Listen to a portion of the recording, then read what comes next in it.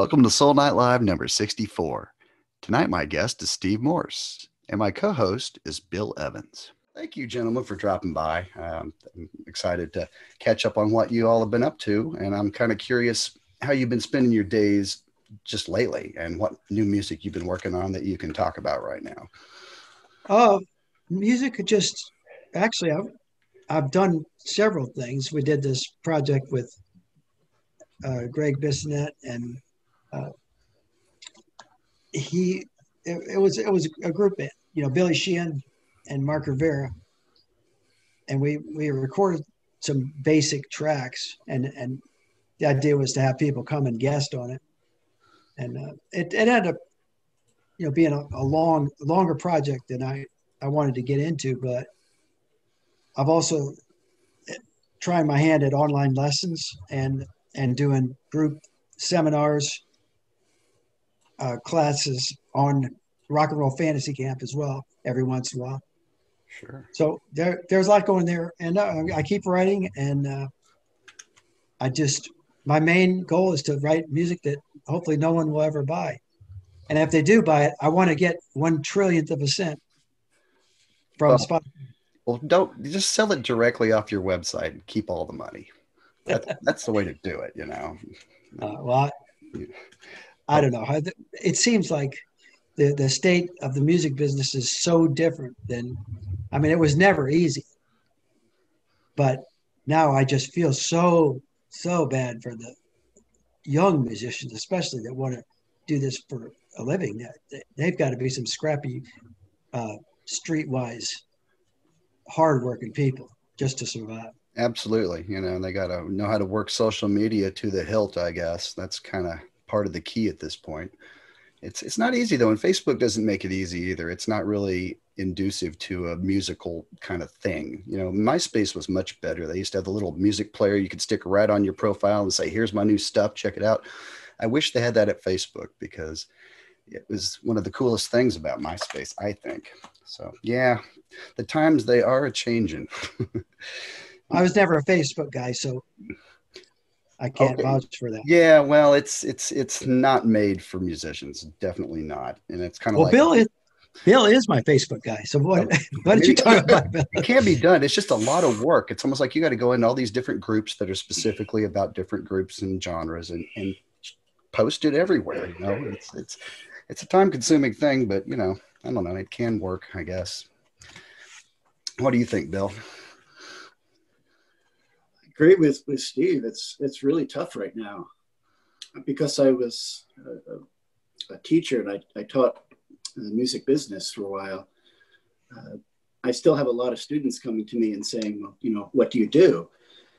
And all the answers begin with, okay, well, get some money and right. Yep. And so I'll be like, try this. And it's like, well, how do you do that? But there really is a lot that can be done for very little money, but you have to know exactly how to do it and you have to know the right people. Sure. So I think those connections are paramount, really.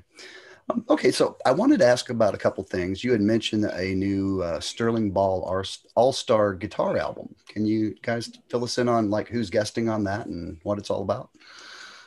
Oh, wow. Yeah, actually, Bill knows a lot about what's going on with that, but one track I played on has Blue Saraceno.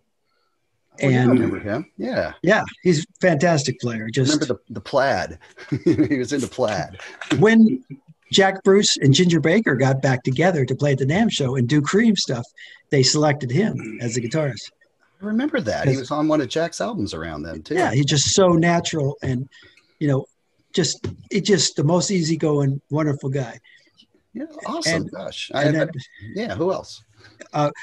With Albert Lee. Oh, wow. Okay. And there's on the album, I think there's Steve Lukather. Bill, help me out here, Bill. Who? Steve Vai, Joe Bonamassa. Okay, Joe. That's right. Joe is on the one with Lukather, right? Yeah, I'm working on that one right now. It is a banger. It's amazing. Excellent. When do you think these might see the light of day and fans can buy them? Yeah, Bill. You'd be surprised how often I'm asked that. Well, one of the things that I do with albums that I probably shouldn't always do is I'll develop a unique technology to solve a specific problem on the album. So for this album, one of the technologies I developed was the ability to perfectly isolate drums, because it allows you to hear so much of a performance that couldn't be heard before because physically it couldn't be mic'd. But the problem is it took me a year to figure out how to do that. It's pretty incredible, though. He can take the background noise out of a guitar track, like if you got leakage from a live thing, or he even did it on a track that had echo. He took out the echo, and it worked. It's apparently it's painstaking, but it really is fascinating how he does it. I'm amazed. I've never heard of anybody. Thanks, man. It's one thing to wetten a track up, but to take a wet one and dry it, I've never did that. So wow, kudos, Bill. You're going to be a millionaire on this as soon as you can it and get it out there in the public. Well, the only problem is he's going to release it on Spotify, so he'll get 1 billionth of his. Yeah, exactly. Yeah. No, 1 trillionth. Exactly, a sliver of a penny. Okay, well, cool. We'll keep an eye out for that. And the legacy pilots, our mutual friend Jake Leverin sings on a lot of those tracks, and there's like a lot of guys. Todd Zuckerman from Styx, Jordan Rudess, and you, Steve, you're on there as well. So tell us a bit about that one.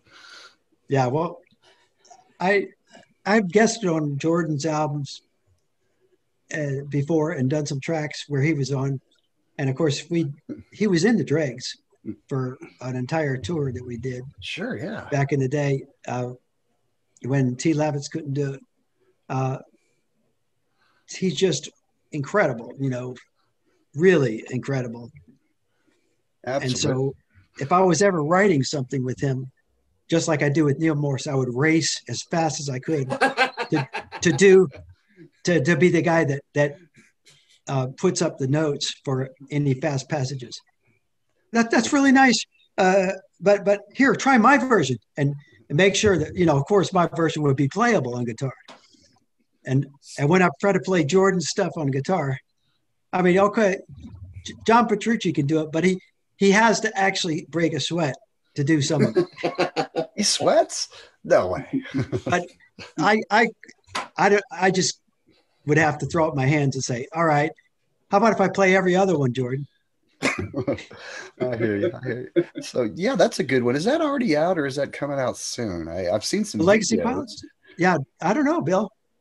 It's coming out. Oh, it is out. I'm also on the album. I co-wrote 2 songs, sang on them, and played some guitar, I think. Excellent. Well, cool. Bill does everything. Yeah, he definitely does. I don't see how you have time to sleep doing all this. But and he doesn't do that. Yep. So I guess I should address the elephant in the room real quick because people in the chat room are asking. Steve, any chance of any new Steve Morse music, either Dregs wise or trio or otherwise? I'm working on stuff all the time, and a lot of it goes into a library for sort of background music where reality show producers can choose to put it on or not. Oh, wow. And if you do, you get 1/1,000,000th of a cent, which is much better than 1/1,000,000,000th of a cent.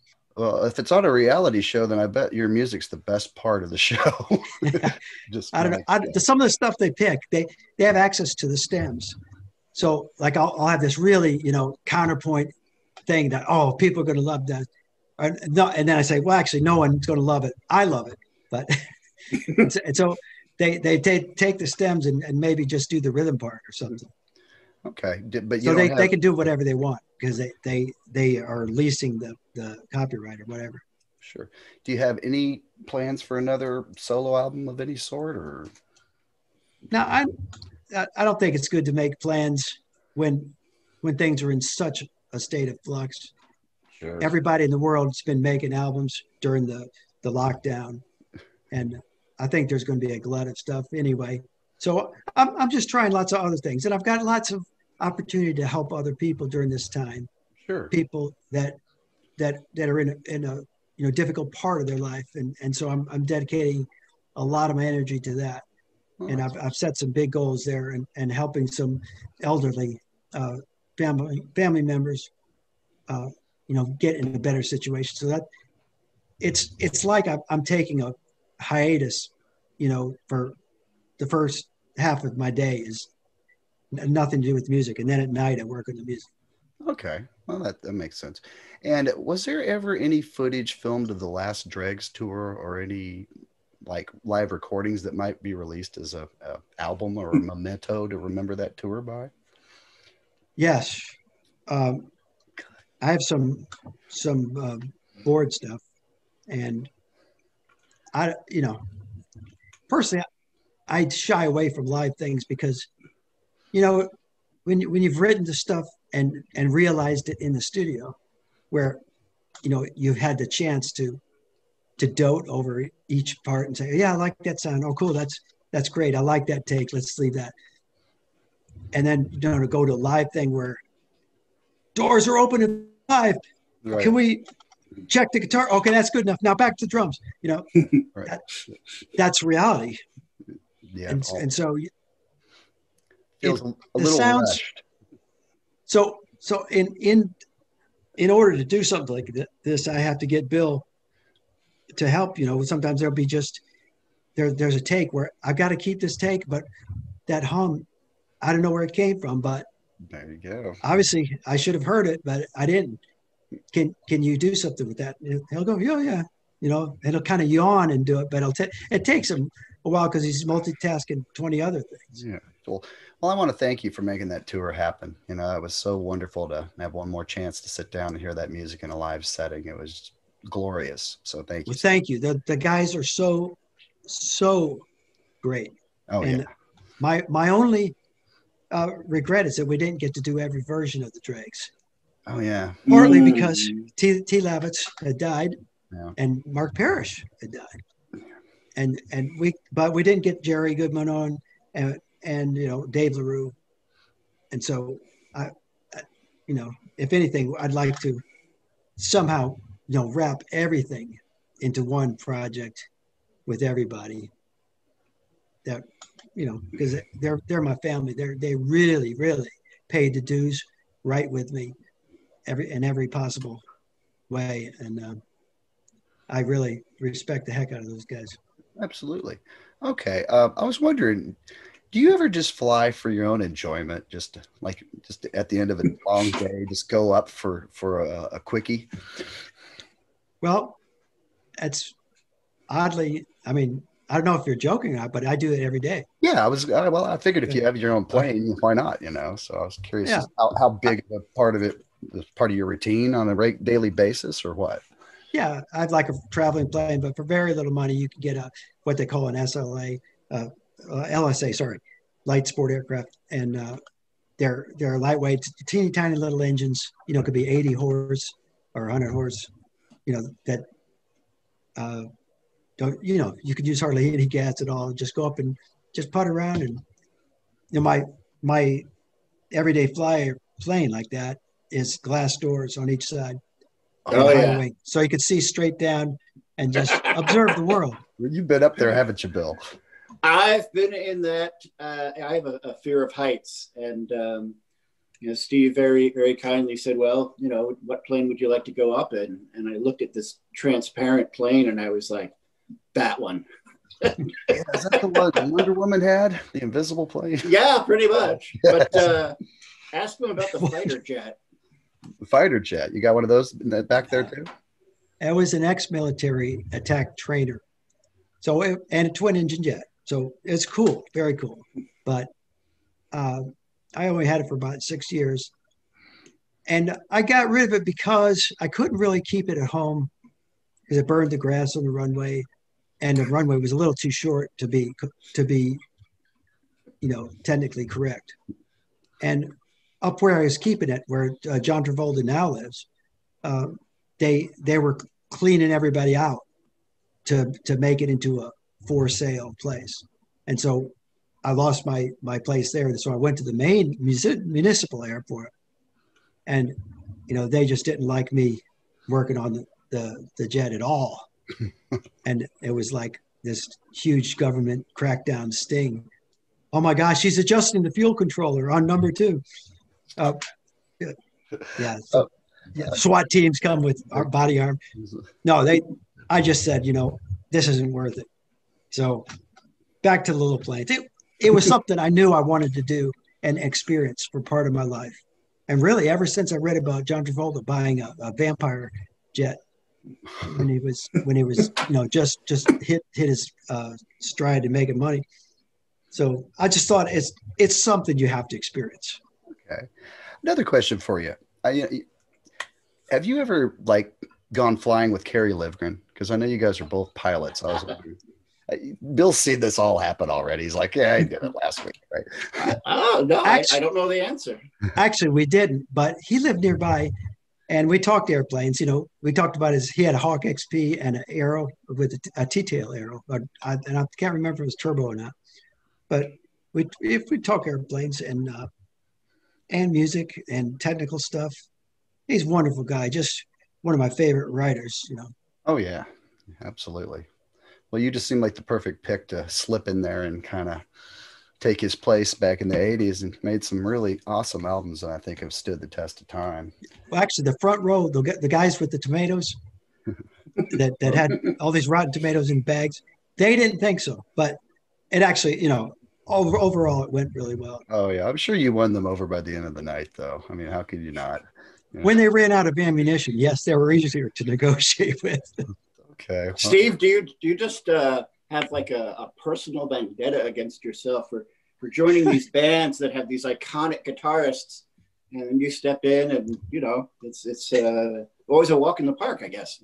Yeah, I wanted to ask, when that No Place Like Home DVD, where you went back to Topeka and played with the guys for the first time in years and years, any memories of that? That was such a cool thing for the fans to see.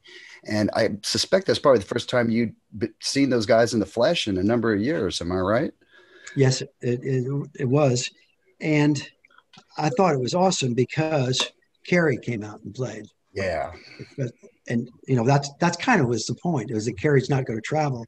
So we need to go to him in order to have everybody there. It was really cool just, to be a part of it. And we did one of the songs that I wrote with the band, Musicato. Oh, yeah, it was awesome. And a little bit of the classic stuff with me. But it was so cool to see you and Ragsdale play that together. That song's even better with violin, So that was great. But all in all, that was a wonderful night, and I enjoyed watching Steve Walsh, prepare for the show during the sound check. Like he was going for some of the notes, and he would just sing them short because he knew there was a show coming up, right? And I thought that was pretty cool. How he was pacing himself and keeping his powder dry for the gig.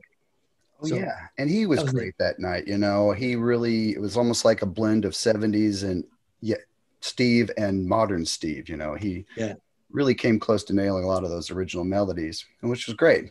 He's known to ad lib, and heck, if I wrote that stuff, I'd ad lib too after singing it 500 times. But for that one, he played it pretty close to the script, and it's just a wonderful document. I love it. Got a question in the chat room. When was the last time you played your Franken-Telly? It was before I gave it to Rod's wife. Rod's wife has since died from the cancer that she had had for decades. But I just remember her saying, if you ever die, you have to will me that guitar, because I remember all the good times we had, traveling around in your station wagon with the whole band, and that guitar was always there for everything. And I was sitting there looking at it. It was in my studio, and I said, I don't really play it much. So I played it one more time in the studio, and it's a special guitar because it has nylon, or actually Delrin bridge pieces, which changes the sound quite a bit. Oh yeah. And that mutes the sound a little bit. And that's very, very light wood. I think it was Poplar. Really, really light guitar, and just, feel wise, it was great, just a great guitar. But my music band guitars are, I got one more fret, I got better tuning, got better uh, truss rod adjustment, and the pickups are just flawless. There's no noises, there's no nothing. It just, well, the single coil you can get noise because I don't have humbucking single coils, just single coils. But anyway, It's like that was the last time I a played it. There's a number of more deluxe models that have come out in the last 20 years. Can you tell us a little bit about those? The ones with the clear pick guard and the real pretty flamey tops and stuff? Yeah, they're called the Y2D. And it's kind of like my blue guitar, my 4 pickup guitar, but it's got 3 pickups and a single 5-way switch. Now, the 3 pickups and 5-way switches are common on Strats. However, on Strats, they're a knife switch, where between contacts 1 and 2, if you want to have the pickups 1 and 2 combined, you can only have 1 and 2 combined. You can't combine pickups 1 and 3, for instance.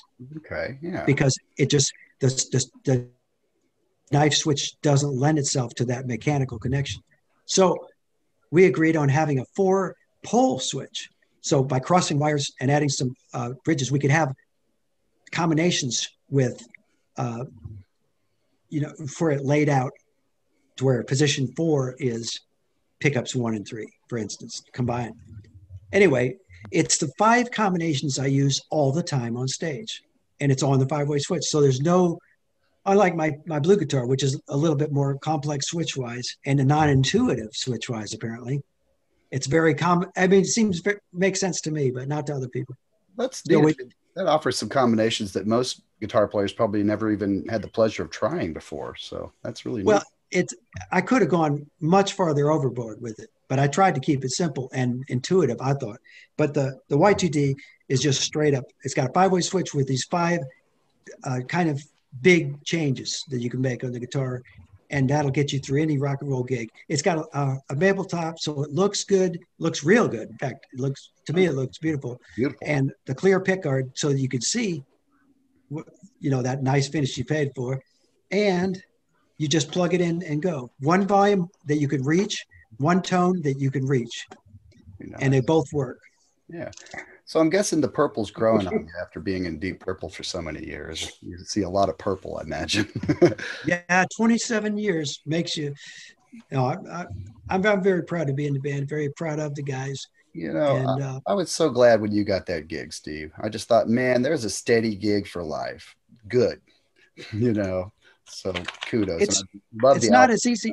It's not as easy of a gig as some people think, because as Steve Lukather said, I never got a record date because of my soloing. It's always been my rhythm playing. Sure.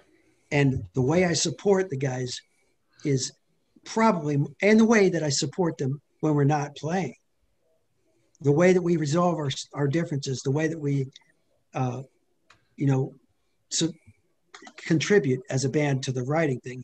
Those are the things that it almost requires a really organic approach to making that flourish.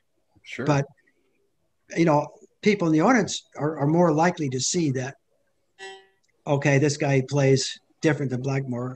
It's okay. Or this guy plays different than Blackmore. I hate it. So they fall into those two camps, again, as usual. But over the long run, we've gotten really good cooperation. I think partly thanks to the fact that Richie Blackmore has not, he's not slagged me off, and he's been very, polite and professional about the whole guitar player change. What I'm curious is, how much, when you're writing for Purple, how much of their legacy comes to your mind when you're writing for them? And has the need to try and make it sound purplish waned over the years as you've gone on with them? Like, okay, I've been with you for 20 years now. I'm going to write whatever I feel like at this point. Great question. The very first week I was with them writing, when we were doing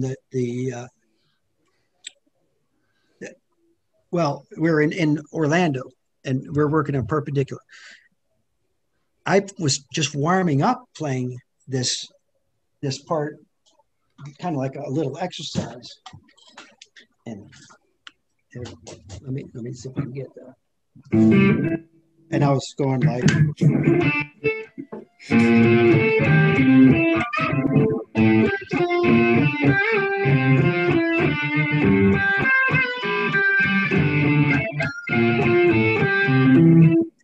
But just with the amp off, I was just practicing it, thinking, oh, that'd be a nice little ditty. Maybe Dave LaRue and I can do something with that. And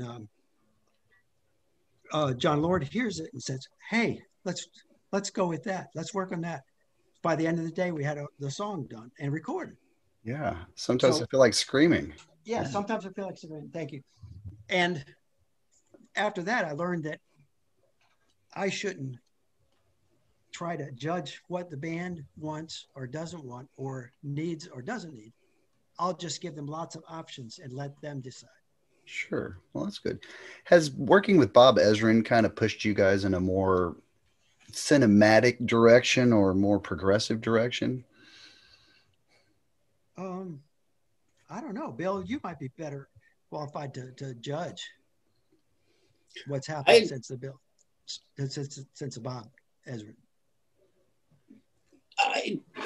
And just as a fan hearing those albums, I hear I don't know, it's hard to put my finger on it, but they just seem a little more progressive, a little more ambitious than some of the previous ones before you hooked up with Bill. He lets me get away with some stuff that and sometimes he'll just say, all right, Morse, I want you to bring this out, make a more of a thing of it, dregs it up a little. Sure. Dregs as a verb. You've made it when you become a verb. Do the dregs thing here. Exactly. Well, that's great. And I understand you guys are working on yet another album. Is that right? These guys are like Energizer bunnies, Yeah, I can't comment. Okay. Well, seriously, I hear you.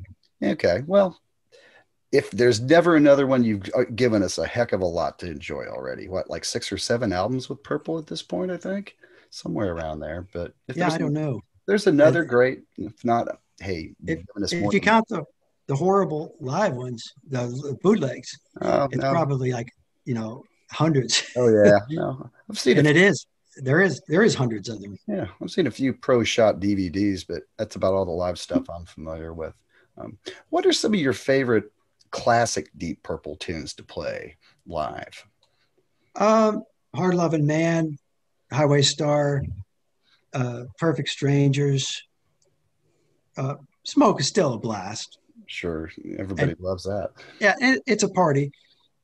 Yeah, it's more for the energy of the tune and watching the people just, finally it's officially okay to stand up, and even in places where they're so reserved by their customs and their nature that they don't stand up. So, have you guys ever opened with it just to be different? Yeah, when we did done some TV shows, I think. Okay, yeah, I was gonna say, because it's kind of like Yes and Roundabout. They finally played the Fragile album top to bottom, and it was so weird to hear them play it so early in the night, but kind of different, kind of neat, I guess. Yeah, we did the Machine Head album, front to back, also. But I think back then they didn't know that the record company guys didn't want it right up front because they thought, oh, this is just a throwaway track. Well, you remember in Kansas, remember what they call the dust and bolt crowd, where if you played dust too soon, everybody bolted? Dust and bolt. Yeah. I'm not sure. I remember one time we did it just for fun. We were playing in Atlanta, and part of this was my doing. We did a rap version. We started with Billy Greer, the bass player, who was a great voice, and he sang like Willie Nelson. And so I was playing along, and he goes, "I close." I'm talking. It's like Willie. I close. I can't do it his voice, but he did it where he sounded like he had no dentures and stuff, and just nailed the voice. So then we went into the song, but apparently during the rap one, we're talking about dust, dust, dust, dust in the wind. And What? it was just some comedy to lighten it up. But Uh, one girl up front started crying. And I remember Phil got so mad at me, Nice going, Steve. Don't do that again. It was, come on, it was funny. You got to admit, it was funny. Yeah, absolutely. I can't even imagine. I want to hear the bootleg of that one. Yeah, maybe. Yeah. We did that once. The rest of the time, it was back to the script. Sure. Yeah. Well, yeah. Well, I loved your tenure with Kansas. I first saw you live with them in '91. I guess it was in the round at the Celebrity Theater in Phoenix. I remember Steve said, "Welcome to Kansas" on the Lazy Susan. Good one. Which put it well. Did you enjoy learning all those tunes like Song for America and all those other ones you didn't get a chance to play back in the 80s? Yeah. Yeah. Song for America it's a great piece of work. One of the first things I heard from Carrie, and it just happened to be paralleling my sort of first year of writing stuff with polychords, triads over different bass notes and stuff like that. Sure. And Song for America is a great illustration of that. And so I say, whoa, this guy gets it too, Oh yeah. And I became a fan right then. Well, he's a big, yeah, those polychords, I can think of a number of guys, they call them slash chords often, not because of the guy in Guns N' Roses, but because of the yeah. And, those, guys like Todd Rundgren's another guy I think of that's just a master at using those. And I love them. I use them in my own music. It's like my bandmates occasionally tease me about it. It's like, more polychords, right? It's just like, yeah, I like to be unpredictable, and I just like the sound of them. There's so many great sounds you get. And it's such a simple concept when you think about it, just a triad over a different bass note. But yeah, and guitarists sort of tend toward those because it's easy to move a guitar, a finger position up with the same bass note. Yeah. But in actuality, you can say an A over G. Well, okay, what is that? It's 6/9 flat 5. You can call it a pretty complex chord because it is, but the way you voice it makes a big difference. Sure. Yeah. And I just like the slash chords is almost like a shorthand for fancier voicing. Yeah. So yeah, very cool stuff. Well, cool. Is there anything else you guys want to share before we wrap it up, or do you want to talk a little longer? I got time. It's up to you guys. Okay. Well, I just wanted to, I wanted to make sure and touch on some of the sort of miraculous things that Bill has been able to do with this PhD, with transforming stuff. And I've tried to dig up some of the old recordings where like we talked about having a hum that I can't get rid of, and so I would trash using that. Boy, when we did the Dregs album, Night of Living Dregs, we could have really used you, Bill. My guitar amp was off, or the mic was dead. Really? So they had ran a direct line against my wishes, but if not for that, we wouldn't have even had for some of the songs. So we had to re-mic from the direct line, and it just sounded so horrible. But it was like the Wabash Campbell and all that stuff. It was the clean stuff. It lacked a lot of the sparkle that it had in for real. Boy, we sure could have used some help. Well, it's been, I was thinking before when you were talking about rhythm, and I wanted to mention that the thing that I've really learned from you, Steve, musically, is the way that you approach rhythm. And I think a lot of people don't realize this, and there's probably a joke in here, but there's a lot more of Steve's playing on albums that he records on than you usually hear. He'll, record, what did Neil call them? Guitar symphonies for each song. The one with blues has 27 tracks of guitar, and each one is doing something different, and each one is essential. It never sounds too busy or like too much. And to me, that's extraordinary, because I never really heard someone do that before, compose with so many instruments, and yet, you know, it fits perfectly with everything else. And I always thought that was something really unique about you. Well, that's cool. Thanks. Absolutely. That on that track, there's like a little symphonic, sort of like a Kansas-y thing or something, a Dregsy instrumental diversion to get away from the obvious direction that we were taking before and after. Oh, you know, I was just remembering when you said we're talking about the Dregs, that song that you did with blues, 20 seconds of drums were missing from the middle of the recording. So I've heard that story. Yeah. That was, that's a different album. This was like 3-4 weeks ago. And so I had to reconstruct, you know, I'm not going to copy and paste. So I reconstructed, there's 2 drummers on the album, Chad Wackerman and John Ferraro, who are just, you know, legendary. So yeah, that was a lot of fun. You know, I got a quick question in the chat room. Any chance of re-releasing any of the Dregs studio albums, you know, at all, or maybe any special surround sound kind of mixes that are so popular nowadays? Yeah, I'm trying to make sense of what's happened. Like on the introduction album, I supposedly won the legal challenge against Sony. And Sony said, yeah, for now, good luck.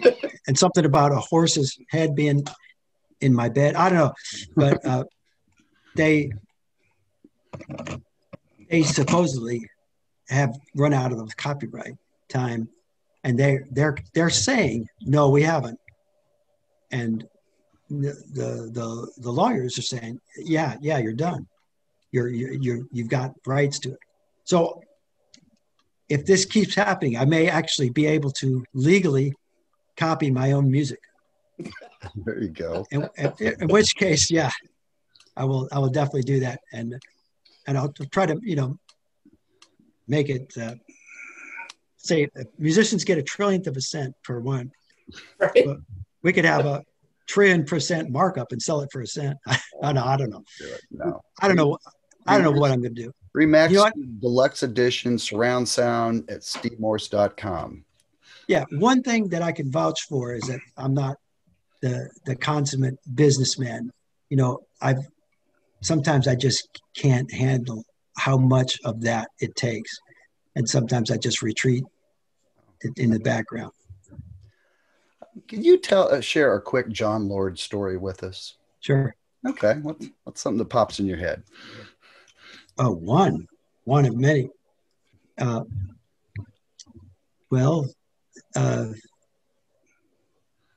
When I first met the guys, we were in the dressing room of the Coliseum that was sold out. And in the dressing room, they'd set up some, you know, practice amps and the organ, and with one Leslie. Thank God it was one Leslie as opposed to the normal 2 plus the amp. But it was a little room, and drums, and Ian Gillan had some, you know, some monitors to sing through, and his conga drum. It's like I'd met Roger, but it was like, oh, nice to meet you, Ian. Nice to meet you, Ian, and nice to meet you, John. And so I put on my guitar, tuned up, and I played a riff or something, just trying to get a sound. John plays it right back. Oh, okay. Oh, that's where that came from. Yeah, I'll play something else a little bit longer. He plays it right back. And then he adds a couple notes at the end. I play that back to him. He goes farther and further. Pretty soon, you know, you know, bass and drums are in. And we're jamming for an hour of just, and I'm going, this is awesome. The guy's got ears like a jazz keyboard player. Who would have thought? I mean, and I really didn't know, because, you know, they didn't play that much in the US, and I'd never seen them play live. So I was just going by the recordings, and you know how that could be. I thought it was a good chance that they could just be living off their name and not be any good, because that's happened historically with bands from time to time. Sure.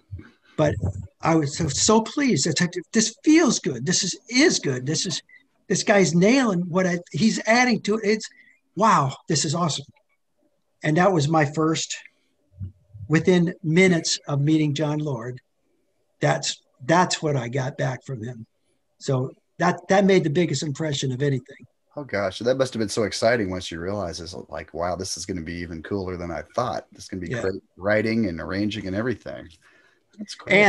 And a quick one that's not as fun to think about, but this really happened. We were playing in our tour of UK, and in England, there were some people that just hated me because, you know, they thought that I had something to do with Richie leaving or whatever. And of course, that wasn't the case. But, you know, Joe Satriani had already finished the tour that they had in Europe when Richie left. Anyway, so from time to time, there would be these bottles and projectiles. And when you're playing on stage, you have lights pointed at you, so, like car lights. So you can't really see much beyond that. And suddenly, just in the corner of my eye, I saw something hurtling toward me. I ducked, and this bottle hit John. And I was in line with it, you know. And I felt like, you know, I'm glad I didn't have it hit my head, but I wish it had. Right. John was nearly knocked out from it. And I just felt so horrible. You know, he voted to get me in the band. And as a result, he's got a big knot on his head, you know, possible concussion or whatever. So, but John never held it against me. Was always just the most wonderful, amiable, and amazing musician. And he worked with Don Airey to bring him into the band. Okay. We did another UK tour, and he would play some songs with Don, with their split on different keyboards, and then he would play part of the set, and then they would play together. Then Don would finish. So it was a really cool way to transition out, and and Don has got the ears just like John too. So I've been super lucky to be able to work with such great musicians. Yeah, well, it's great when someone can pick their own successor, you know. It kind of reminds me of what happened over in Yes with Chris Squire and Billy Sherwood. Kind of a similar passing of the torch in a way. Yeah. Yeah, so could you share a quick T. Lavitz story with us? Just thinking about some of the great keyboardists you played with over the years. Wow. Well, T and I did a session in Atlanta after the Dregs had broken up. And he was, you know, he's really conscientious in pulling this all together. And he got a record deal to do an album, and he wanted to co-write something. So I went up there, and we had the most amazing writing session doing the song called Sparkle Plenty. Oh, it's beautiful. And it was so wonderful to work with. And I think that was some of our best times, you know, like when we did the drag stuff, like I'm Freaking Out, you know, it was some of that was me like torturing him. No, T, you got to do it. Your left hand has to do it at the same time you're doing this with the right hand. So are you kidding me? I said, no, you got to do it. We don't have enough people in the band. You know, you got to do both. So instead of that, it was like him doing what he was really good at, and me joining him and trying, you know, sort of seeing what it was like to be him.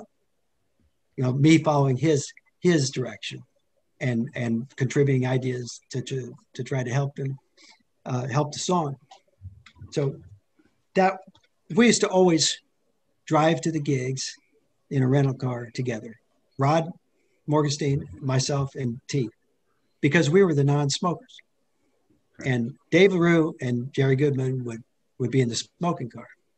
So the three of us, we just did like a group therapy the whole time. And a lot of it was talking about T's life and what he should be doing, because he would ask us, what should I do about this? What should I do about that? And so and you know, he was he would drive like 9-hour shifts straight and then go straight to the gig. But normally we'd trade off the driving, but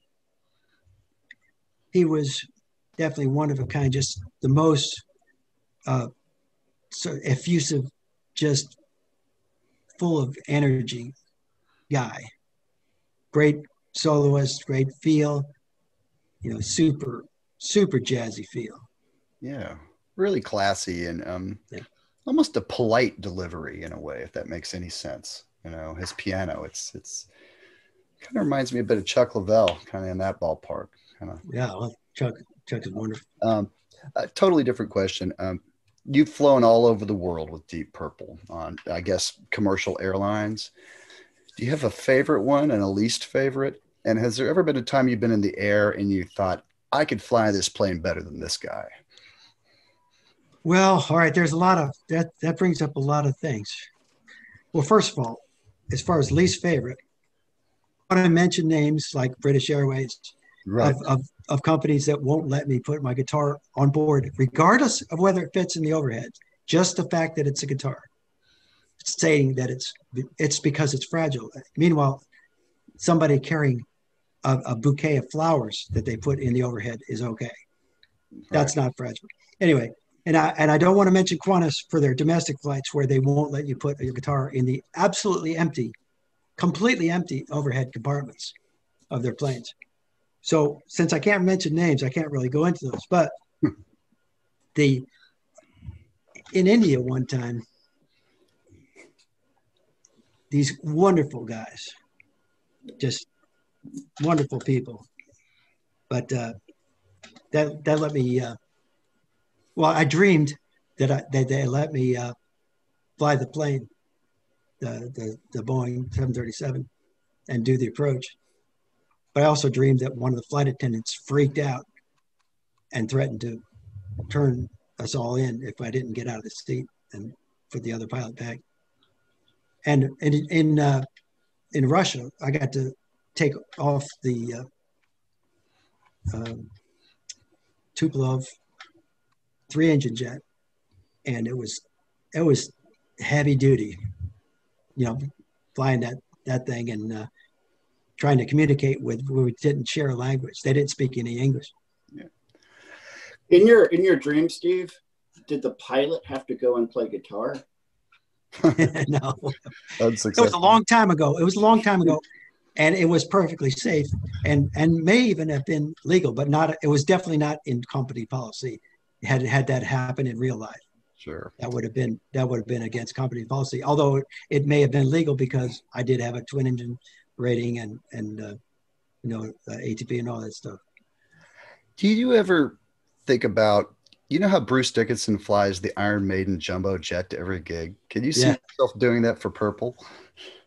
No, because Bruce has, first of all, he's a wonderful guy and very smart guy, very, very motivated. And he's done extremely well with that. But, I have to spend a lot of time practicing and working on music and stuff every day so that I can make my trillionth of a cent. And I guess after Bruce is done with this gig, he can just sort of concentrate on the weather and doing the flight plans. When I used to do that and fly the band in our twin engine plane, it was a lot of work. Like to take the books out of the plane with me, go play the gig. And then after the gig, you're tired. You sort of want to relax, but you can't because you got to check the weather, file a flight plan, spread the charts out on the floor, get everything, look at all the possibilities. Where can I go in case this weather goes bad? Where can I go if the weather goes this way? And it makes it a long day sometimes. So I'm happy to fly my own plane with nobody, depending on me with their lives anymore. But I did that for decades, okay. and it was cool. Do you ever get any time to practice once you're up in the air? No, I don't. I used to. But Really? Because if I'm going across country, I mean, still, all right. Yeah, if we're going to to go camping or something, and I have my guitar, after my wife's asleep and everything, and your job is mainly making decisions and observing. Well, the amount of information we have in the cockpit is absolutely stunning, more than some airliners have. And you get it with an iPad and you know, ADS-B receiver and there's actually an XM receiver that'll get weather products too. Wow. So I mean, I could check the weather 1,000 miles in front of me. So yeah, it's absolutely, and it watches for traffic, and you just look out the window and practice. No big deal at all. All right. Well, I guess we better wrap it up. But I did want to take a minute to stop and thank you for your wonderful open ears Oh, wow. columns. You know, this has been put into a book that you can actually buy on Amazon, of all of them. So I highly suggest it if y'all haven't seen it. You know, what's cool about this is that you always gave us practical advice about the music business, and I loved it. So thank you. Well, cool. Thanks. John Sticks was the guy that made that happen. It would have never happened if he hadn't stuck up. And, you know, to the editorial or the board of that Guitar for the Practicing Musician magazine. Yeah, I miss it. And that's a great magazine. he was the editor for all those. He made it happen. You know, the content was me, but he really, you know, he was like the ghostwriter as far as arranging ideas. He said, well, I like the way you said this, but this part makes me a little uncomfortable. Can you reword that? You know, that makes a huge difference, you know, having somebody do that for you. Yeah, absolutely. Well, thanks again. Okay, well, I guess we better wrap it up. So thank you guys for coming by. Come back anytime. I'd love to check in with you. Thank you. And thank you. My pleasure. It's cool. We got to talk about some of Bill's stuff, and thank you everybody for the love and support. I am truly honored, and you know, supporting live music is still the right decision. Absolutely. Gonna come back in a big way. We just have to hang in there a little longer. Bill, anything else you want to share with us before we go? Just thank you. And thank you to all the fans who have purchased, you know, especially the Flying Colors. And it's been tough, but there's been a lot of support for, you know, this community in Prague. And we're all very, very grateful for it. Well, such a great band, you know, and you guys have 3 studio albums to enjoy. And I wouldn't be surprised if there's more coming down the pike, because I know how prolific those guys are. So it's actually a set of action figures, I think, is the next thing. I was hoping for bobbleheads. Any luck? Nah. Think about it. All righty. Well, I'll be back Saturday night at my usual time slot, 10 p.m. Eastern, and I'm chatting with the drummer from King Crimson, Pat Mastellato, and his wife, Deborah. They have a new album called The Romantic's Guide to King Crimson.